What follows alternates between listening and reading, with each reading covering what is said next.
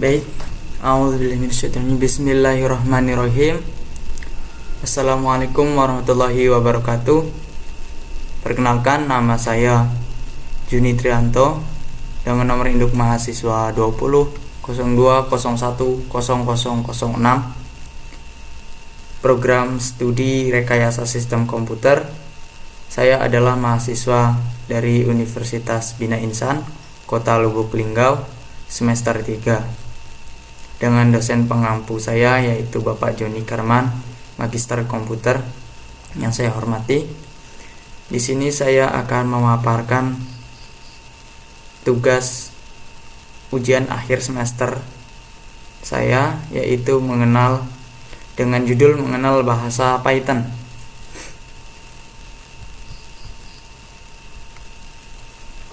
Sebelum kita membahas terlalu dalam, lebih lanjut, kita terlebih dahulu harus memahami apa sih itu Python. Nah, pengertian bahasa Python adalah bahasa pemrograman C. Tujuan umum yang ditafsirkan tingkat tinggi, artinya bahasa yang tergolong bahasa sulit untuk dipahami ya. Dan bahasa Python ini dibuat oleh Guido van Rossum, laki-laki, dan pertama kali dirilis pada tahun 1991 dengan filosofi desain Python menekankan keterbacaan kode dengan pengguna spasi putih yang signifikan. Artinya yang dimaksud signifikan di sini harus memperhatikan pengkodean penulisan skrip dengan benar. Apabila salah dapat terjadi error gitu. Untuk selanjutnya, adapun beberapa fungsi pemrograman Python. Yang pertama di sini sering digunakan sebagai pemrosesan data. Untuk memproses data-data seperti kita mahasiswa. Contohnya data mahasiswa, data mahasiswa baru masuk, kemudian data siswa yang masih aktif, data mahasiswa resign, dan juga data dosen. Selain itu, yang kedua adalah pengembangan IoT, Internet of Things. Jadi semakin perkembangan zaman semakin pesat, Python tidak kalah canggih gitu loh. Jadi seiring berjalannya waktu, walaupun Python dikenalkan tahun 1991 sampai zaman sekarang masih fleksibel, masih sering kali digunakan untuk membantu menyelesaikan masalah pada manusia, contohnya dalam pengembangan ilmu teknologi IoT. Untuk yang selanjutnya, yang ketiga adalah pengembangan web. Jadi kita dapat membuat aplikasi, blog, dan mungkin form, absen, dan segala macam bentuknya dengan menggunakan aplikasi Python ini. Kemudian yang keempat dapat digunakan sebagai machine learning. Di sini dapat digunakan untuk menghitung dan membuat variabel contohnya kan. Kemudian yang kelima sebagai pengembangan game. Selain digunakan untuk memproses data, internet, ini juga digunakan untuk memperbaiki dan membuat aplikasi, itu juga bisa. Contohnya mengembangkan aplikasi game. Kemudian untuk yang terakhir yaitu Python untuk fintech. Next, selanjutnya pada kesempatan kali ini saya akan membahas mengenai pemrosesan data. Fungsi yang pertama, pemrosesan data. Di sini saya akan melakukan pemrosesan dataset. Sebelum kita melakukan pemrosesan dataset, terlebih dahulu kita harus memahami apa itu dataset. Pengertian dataset adalah sebuah kumpulan data yang berasal dari informasi-informasi pada masa lalu dan siap untuk dikelola menjadi sebuah informasi baru. Artinya, informasi atau mungkin data yang terjadi kemarin atau mungkin tahun lalu atau mungkin bulan lalu dan seterusnya, itu kita kelola kembali, kita input, kita kumpulkan data tersebut untuk mencari informasi-informasi yang dapat kita gunakan dengan cara diperbarui menjadi informasi baru yang dapat digunakan untuk kemudian hari. Kurang lebih seperti itu. Kemudian ada beberapa jenis-jenis dataset. Yang pertama di sini adalah private dataset. Adalah dataset yang dapat diambil dari sebuah organisasi atau lembaga yang akan dilakukan sebagai objek penelitian seperti data bank, rumah sakit, sekolah, universitas, perusahaan, dan lain sebagainya. Data-data ini seperti data bank mungkin data nasabah dan juga data pegawai juga bisa. Kemudian kalau data rumah sakit adalah data pasien, kemudian parkir kendaraan yang masuk dan keluar, jumlah pengunjung yang masuk ke rumah sakit. Kemudian untuk sekolah itu mungkin data siswanya, dan data untuk universitas, sebuah universitas biasanya adalah data dosen, data mahasiswa, dan dapat juga data berupa data pengunjungan ke suatu laboratorium atau mungkin perpustakaan. Kemudian selanjutnya di perusahaan itu sering terjadi digunakan sebagai pembuatan grafik, penelusuran atau mungkin pemantau naik turunnya deposit, pengeluaran atau mungkin pemasukan dana data yang ada pada kantor tersebut. Kemudian jenis yang kedua adalah public dataset. Public dataset adalah dataset yang bisa diambil dari repository publik yang disepakati oleh pakar peneliti data mining. Artinya data private dataset dan public dataset ini berbeda. Private dataset untuk yang pertama tadi itu jenis data yang bisa dikatakan dapat diakses secara privat atau khusus. Tidak semua lembaga, tidak semua orang diperbolehkan, diizinkan untuk mengakses data tersebut karena mungkin berisi rahasia atau mungkin data-data yang tidak bisa dipublikasikan. Kemudian sedangkan public data set di sini dataset yang diambil dari repository publik yang disepakati oleh pakar penelitian. Jadi hasil data penelitian itu sudah diperbolehkan untuk digunakan, untuk dikelola secara umum.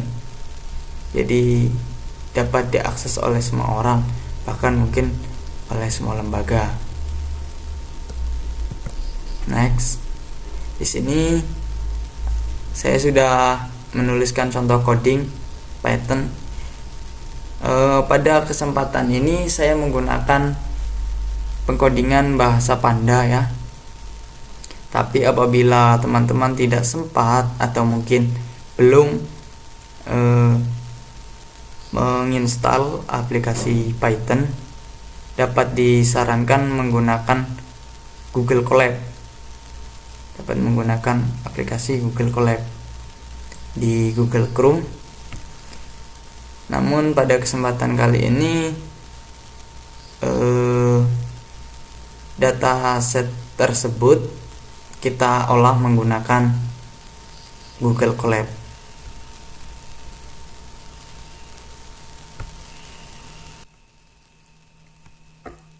Baik, di sini saya sudah menuliskan coding import data pandas as BD, import seaborn as SNS get dataset names. Kemudian setelah kita melakukan tiga baris coding ini, coba kita run terlebih dahulu apakah menemukan kendala. Di sini apabila menunjukkan tombol simbol checklist hijau seperti ini menandakan coding berhasil. Kemudian coding yang selanjutnya kita harus memperhatikan titik, koma, dan simbol-simbol yang akan kita masukkan, karena apabila sedikit saja terjadi salah penulisan pada pengkodingan, tentu berpengaruh kepada kesuksesan coding tersebut. Selain penulisan coding yang salah, error juga kalau kita menggunakan Google Colab juga sangat berpengaruh kepada sinyal koneksi internet. Jadi apabila terjadi gangguan koneksi juga dapat berpotensi mengalami gangguan atau mungkin error pada coding yang kita buat. Kemudian ini coding yang kedua, ini tanda checklist artinya benar ya. Restaurant tips dataset df hit. Oke. Di sini kita membuat dataset female dan male, ini artinya laki-laki perempuan, merokok tidak, hari. Ya, ini contoh pengunjung ya. Data pengunjung. Jadi sek ini menjelaskan kelamin. Ini di sini female, male, laki-laki dan juga perempuan ya. Kemudian smoker artinya perokok.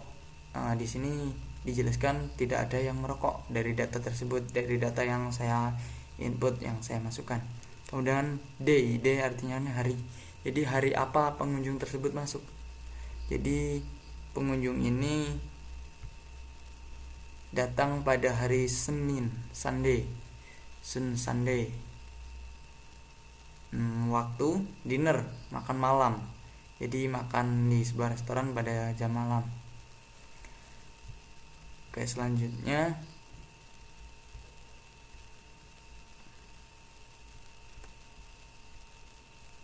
ya masih berhasil.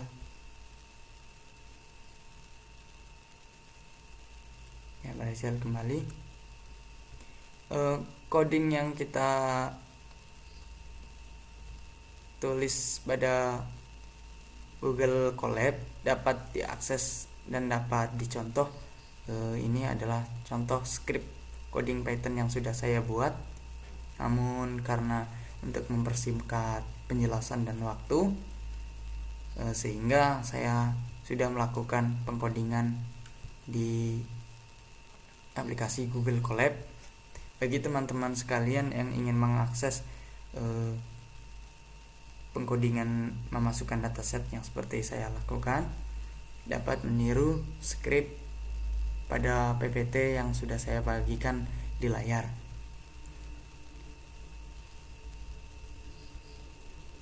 Ya, untuk selanjutnya kita tes kembali.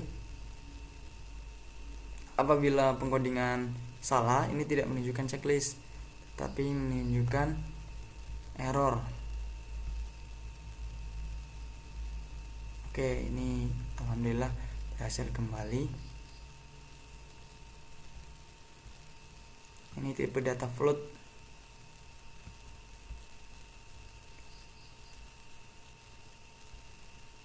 Kemudian coding yang selanjutnya.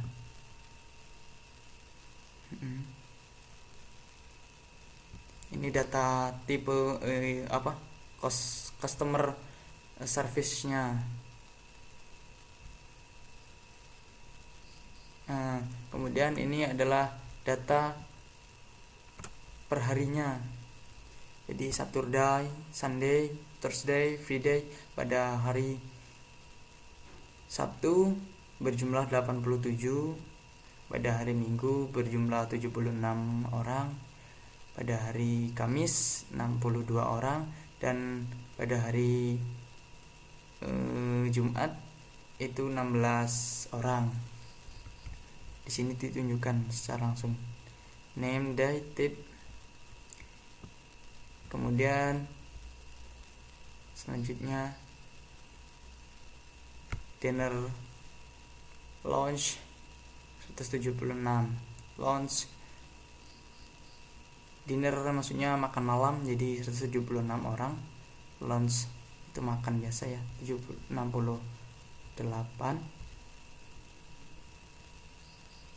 Oke, ini data selanjutnya total. Ini masih seperti yang di atas, sama persis.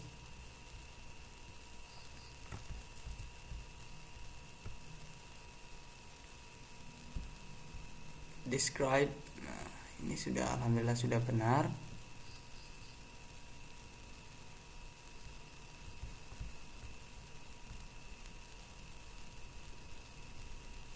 Indeks data durasi, ini juga menunjukkan benar.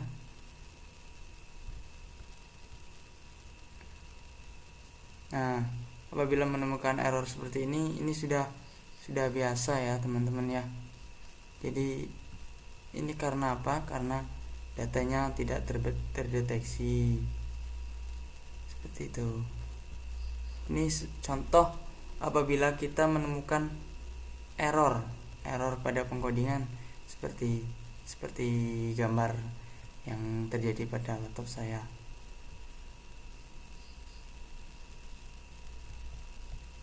Coba kita run kembali. Apabila masih error, kita baca kita membaca penyebab error tersebut. Ini data yang script yang kita masukkan, dan di bawahnya adalah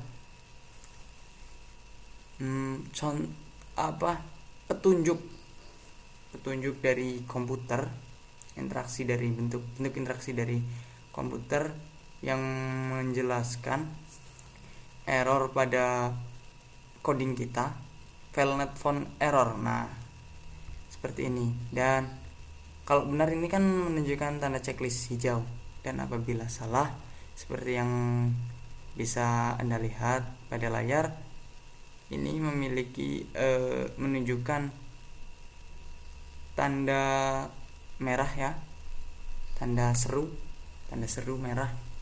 Itu menunjukkan kesalahan pada coding.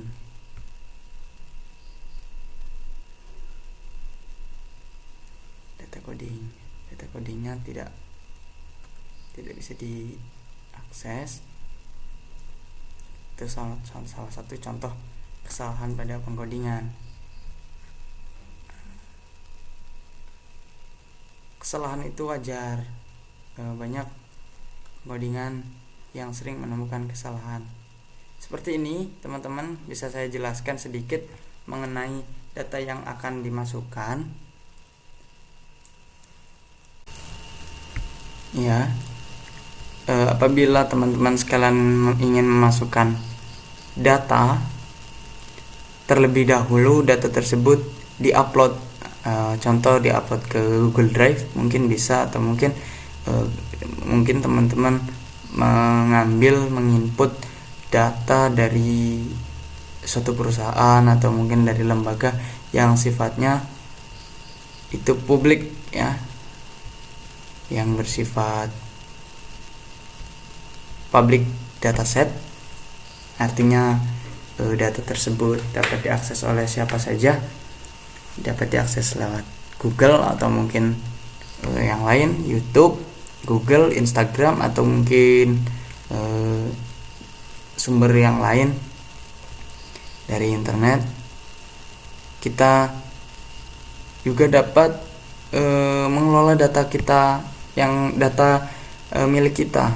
Namun terlebih dahulu kita perlu mengupload data tersebut ke Google Drive atau mungkin ke Google gitu kan, ke akun Google, sehingga untuk memasukkan data tersebut yang kita butuhkan itu bukan bentuk filenya, tetapi kita membutuhkan link ini https _channel website. Jadi ini adalah data yang saya gunakan pada kesempatan coding kali ini. Ini apabila teman-teman punya data sendiri, ini juga bisa digunakan, namun dengan satu syarat, data tersebut harus sudah tercantum, sudah ada di dalam di-download terlebih dahulu di laptopnya atau mungkin di perangkatnya di Google. Kemudian data tersebut tersimpan di dalam servernya. Apabila tidak tersimpan, otomatis seperti tadi, seperti yang di atas ini, tidak bisa membaca already. Jadi tidak terbaca datanya, data dianggap tidak ada pada perangkat. Kita memasukkan linknya, kemudian kita run. Ya, sudah masuk. Apabila data ini tidak dimasukkan, tidak di-download terlebih dahulu, akan mengalami error seperti contoh yang di atas.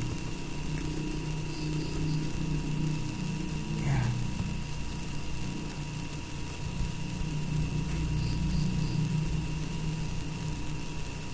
Kemudian next, selanjutnya ini sama ya. Nah, kalau seperti ini tidak bisa terbaca ya, saya kasih solusi. Ini adalah contoh permasalahan yang sering terjadi apabila kita melakukan pengkodingan. Data tersebut tidak ada di komputer. Teman-teman sekalian tidak perlu panik, cukup dengan mengcopy datanya.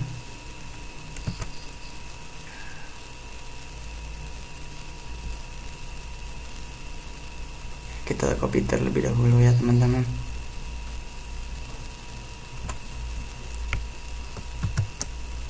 Nah, kita copy, kemudian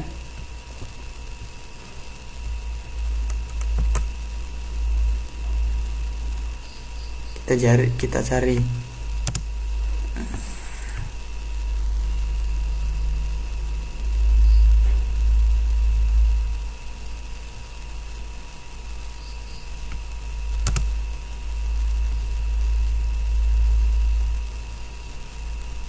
ya.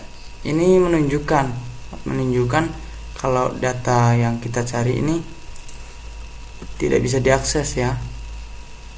Kalau data tersebut tidak bisa diakses, maka yang terjadi seperti pada gambar di atas, pada contoh saya ini, tidak dapat di run, mengalami gagal atau error. Terlebih dahulu kita harus mendownloadnya ulang.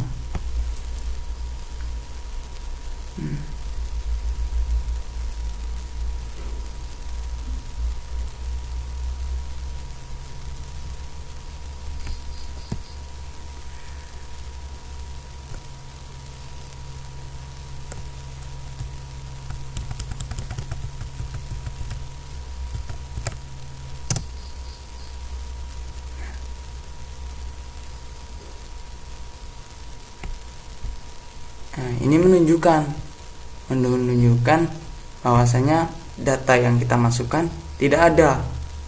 Nah, seperti ini. Apabila kita salah menuliskan pengkodingan, tidak cocok dengan dokumen apapun. Jadi, mungkin salah dalam penulisan. Itu sudah wajar terjadi ya. Next, untuk penjelasan selanjutnya,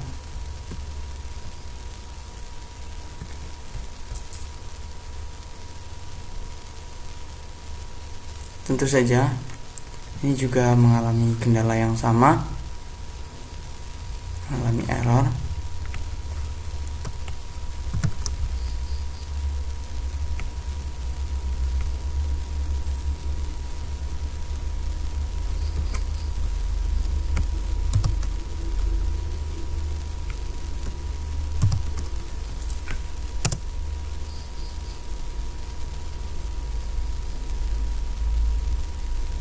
Nah, ya, ini datanya.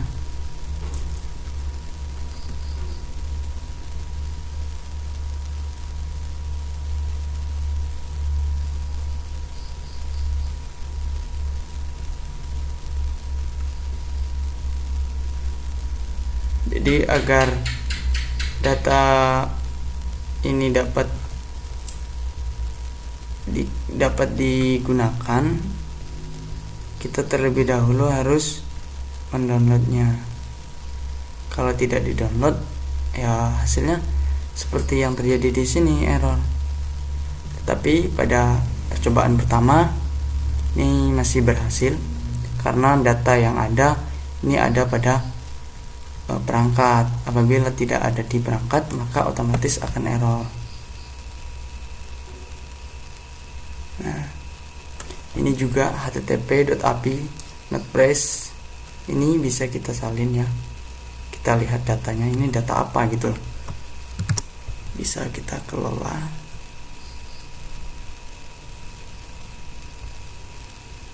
Bisa kita cari di Google data yang dimaksud.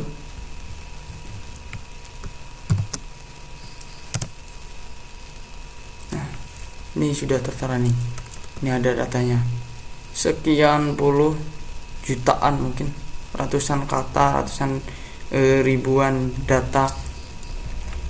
Ini data yang ada. Kita kelola. Kalau datanya seperti ini kan mungkin sangat sedikit orang yang bisa membaca data tersebut kan, sehingga dipermudah dengan menggunakan pemrograman bahasa Python yang seperti sedang kita pelajari saat ini. Jadi dari data yang seperti tadi,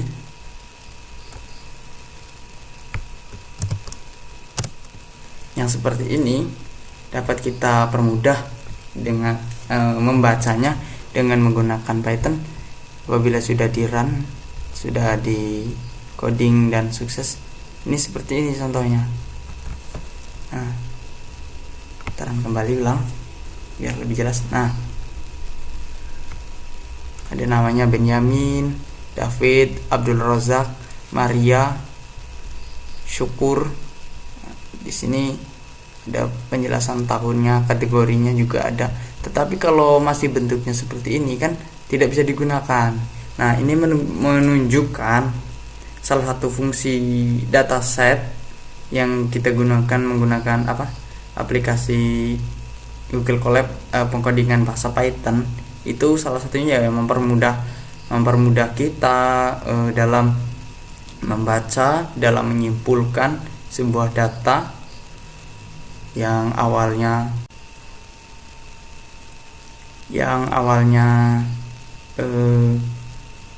tidak bisa dibaca dengan jelas. Setelah kita menggunakan coding, kita terapkan pada bahasa Pandas, kita konversikan sebagai dataset, sehingga lebih mudah dalam pembacaan data apa yang kita butuhkan. Yang lebih seperti itu.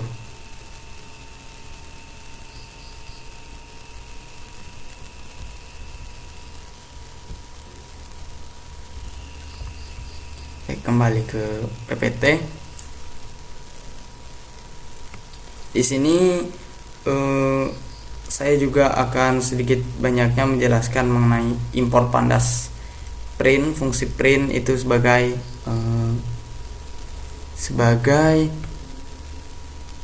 coding yang memerintahkan aplikasi tersebut menampilkan sebagai perintah tampilan, itu perintah print. Sehingga di sini seperti yang sudah kita lakukan, pengodingan yang kita lakukan di sini tentu ada print.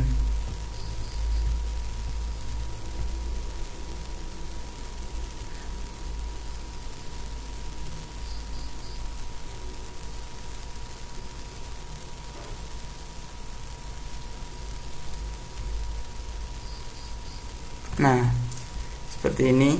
Jadi ini bisa untuk fungsinya menampilkan tulisan atau mungkin hasil codingan yang kita inginkan.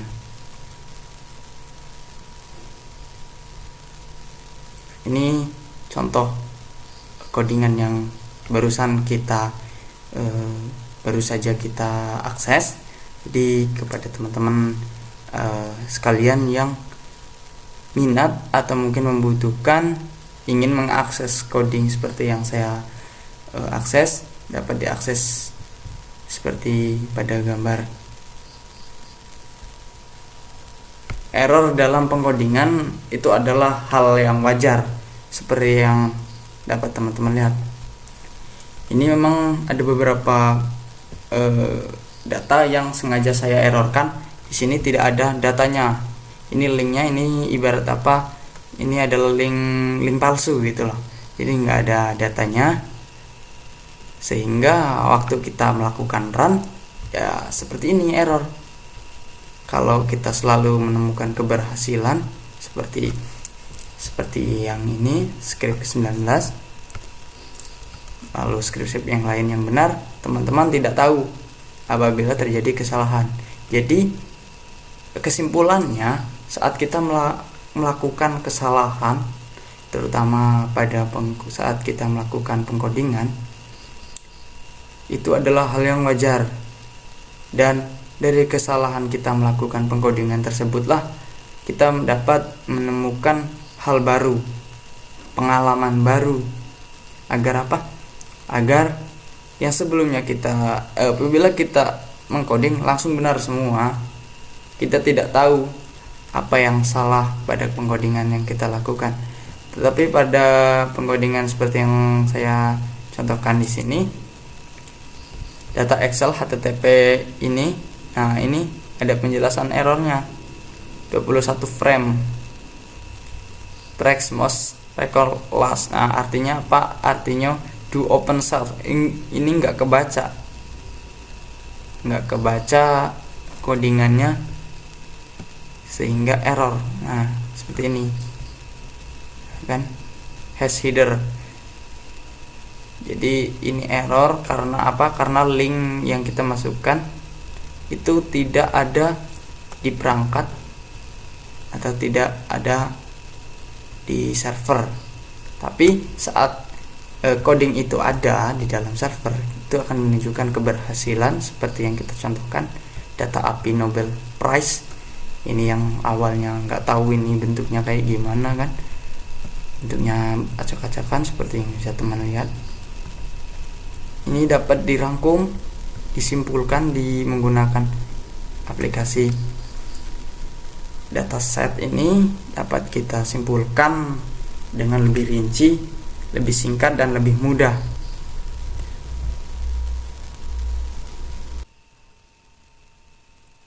Yang awalnya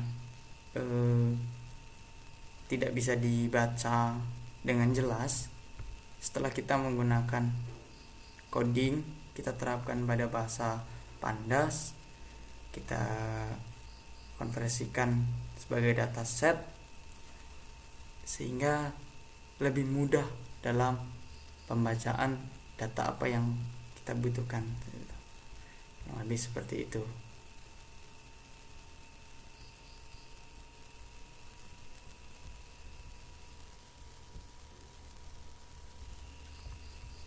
Kembali ke PPT. Di sini saya juga akan sedikit banyaknya menjelaskan mengenai import Pandas print. Fungsi print itu sebagai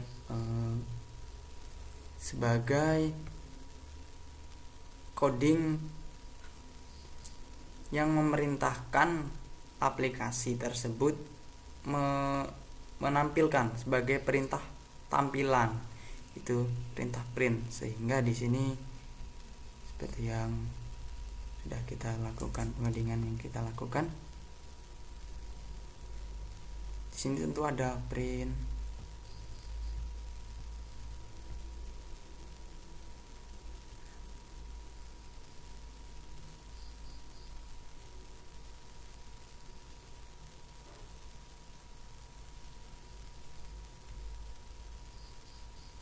Nah, seperti ini.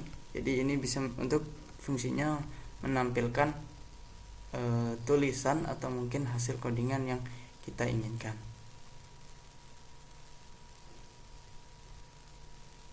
Ini contoh codingan yang barusan kita baru saja kita akses.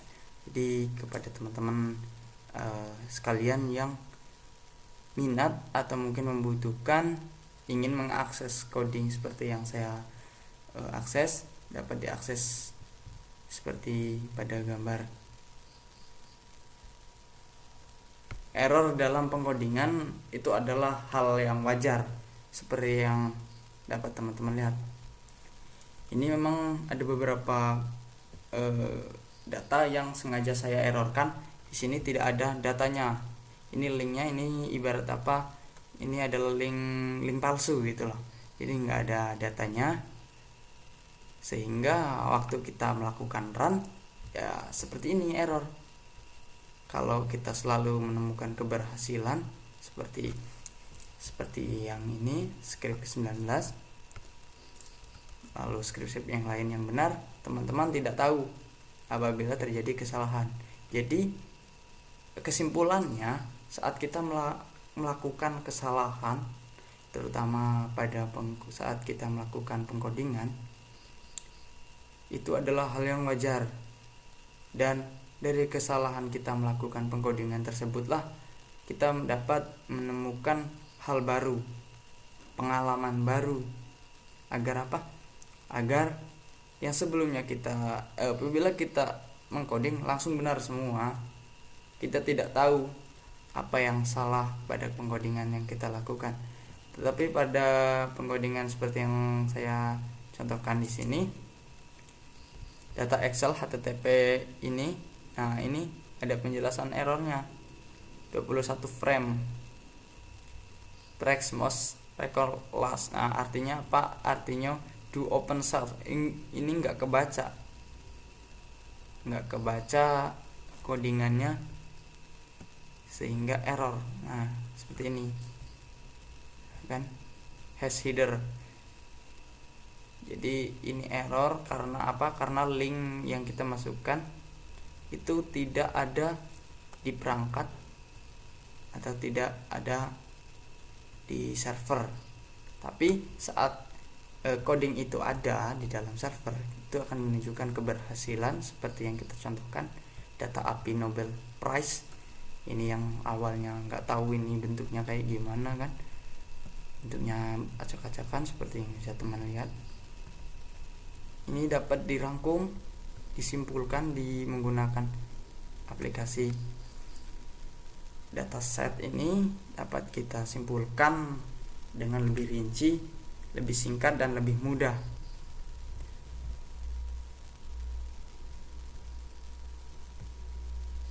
Mungkin itu adalah awal dan ilmu baru, sehingga kedepannya dapat menjadi lebih baik. Begitupun dengan saya, apabila dalam penyampaian, dalam pembahasan kurang dimengerti, dapat menimbulkan kesalahan, saya mohon maaf, dan semoga dapat menjadi pembenahan kedepannya agar saya berkembang menjadi lebih baik lagi. Terima kasih. Wabillahi taufiq wal hidayah. Wassalamualaikum warahmatullahi wabarakatuh.